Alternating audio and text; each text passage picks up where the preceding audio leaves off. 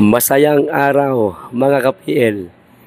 Habang naghihintay po ako ng aking flight pabalik po ng Davao City, naisipan ko po gawan ng short video itong tungkol po sa mga COMELEC paraphernalia po mga kababayan na nakita po ng netizen at isinuplong sa Buhangin Police Station na ngayon mga ka-PL, kung di ako nagkakamali, hinahakot na po, hinahakot na at dadalhin na naman sa ibang lugar. Kapansin-pansin po dito sa video mga kababayan, hindi lang pala yata ito Davao Region ipamamahagi. Parang meron yatang nahalo dito mga kababayan na para sa Sarangani. Hindi ko lang sure basta panoorin nyo na lang po, intindihin nyo pong maigi yung video. Hindi ko po kasi masyado marinig kanina. Kasi yan katulad yan, napakaingay po nitong babaeng announcer mga kababayan.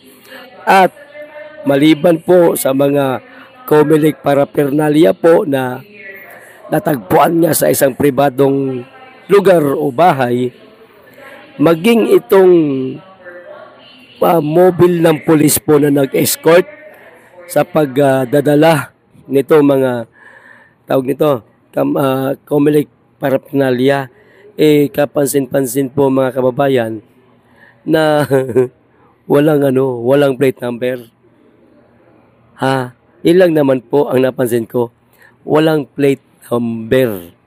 Okay, bago po ang video, basahin ko lang po muna itong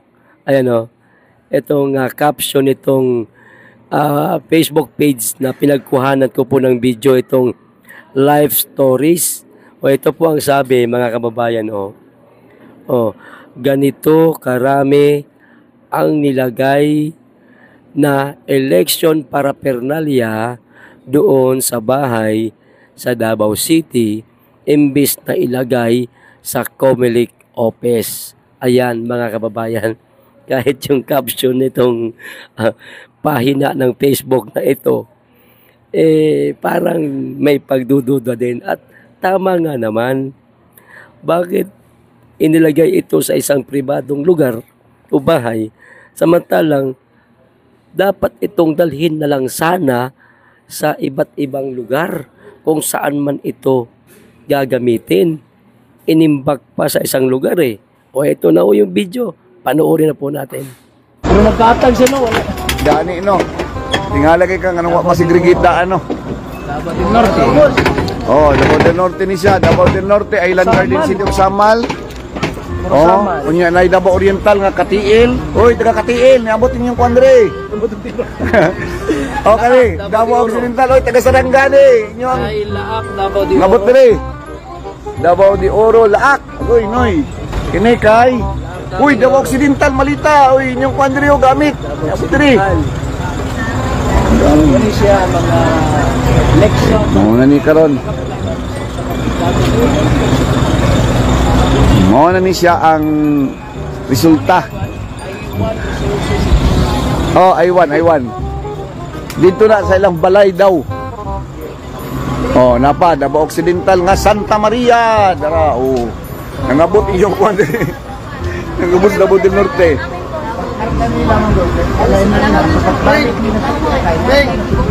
Talaingo do. Malita Talaingo. Yung at po nila na ibabaw. Una din na po. Baganga, Sundan na daw nila og gawas ang katong naa diri. Napare Davao Oriental. Sa ato pam. Ang katong Davao del Norte ug Davao de Oro siguro ang naa diri. Sana ni.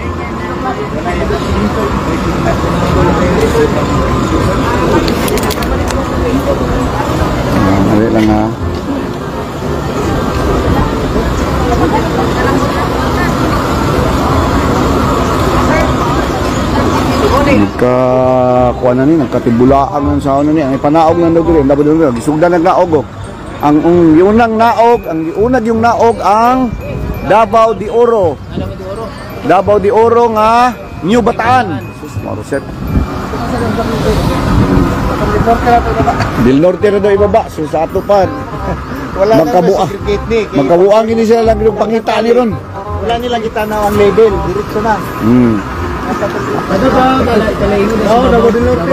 Ang kuya lang nasto nga ang uban na nabuing na.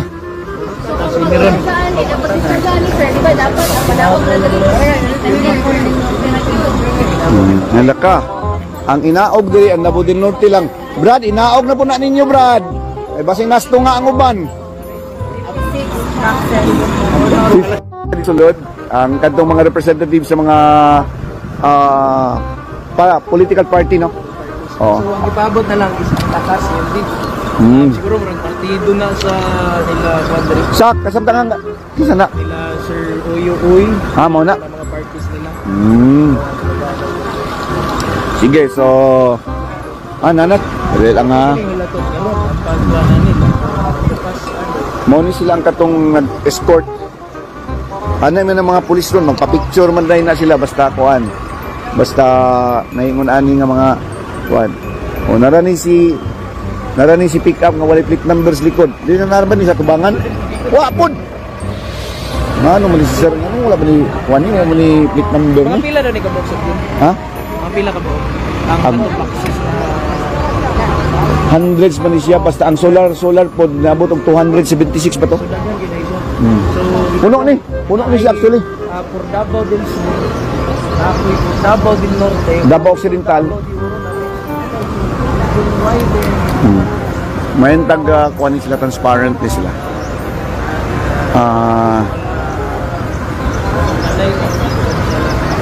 Bre, limang katong taga-election taga Comelec Tagum, ingon siya kagahapon na daw sila nakabalo. Ano? Hapon na sila kabalo.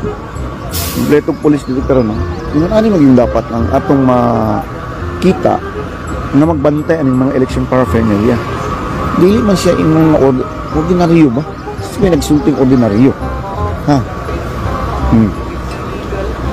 Ni siya ang kuan kadahil ang gida mauning dako kayong kuan karon.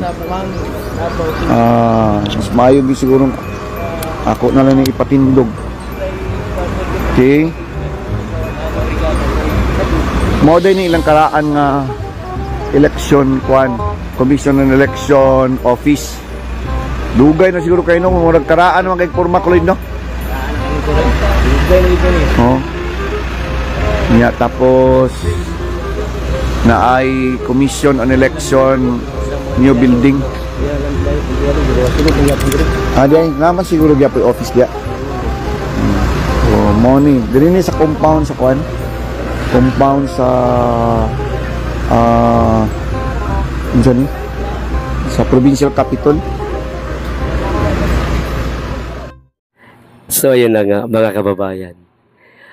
Kinarga na po o ilagay na po sa isang truck yung napakaraming mga Comelec paraphernalia. No? Saan ho kaya nila ito dadalhin at itatambak na naman?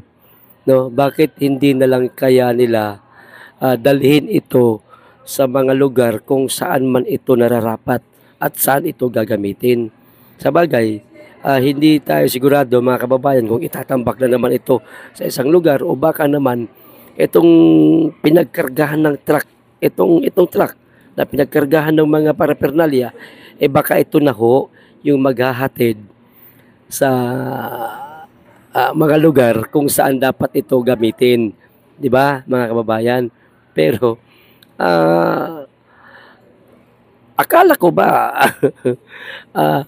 ang sabi ni kasi ni George Garcia yung bahay daw mga kababayan na pinagtambakan nito kung saan nakita nga ng isang concerned citizen sa Davao City sa Dumanlas arkilado, no? Arkilado, inarkilahan ng Comelec. Di ba yun po ang sabi ni George Garcia? Di ho ba? Bakit lang nagtatanong lang tayo bakit matapos mabisto, mabuking na mayroong mga paraphernalia doon sa bahay na yon, agad-agad kumilos. Madaling araw pa lang po ito mga kababayan. Meron na pong dumating noon mga pulis at ayan na nga yung mga truck na yan, pinull out kaagad. Ano ho sa palagay ninyo? Mga kababayan, kayo na lamang po ang humusga. Basta ang naging trabaho ko lang po ay pahayag sa inyo kung ano po ang mga nagaganap sa ating bansa. Nasa inyo po ang paghuhusga. Kasi kung ako po ang maghuhusga nito mga kababayan, baka masaktan sila eh. Ayos. Hanggang dito lang po. Maraming salamat. Mag-iingat kayo lagi at higit sa lahat. Mahalin po natin ang Pilipinas.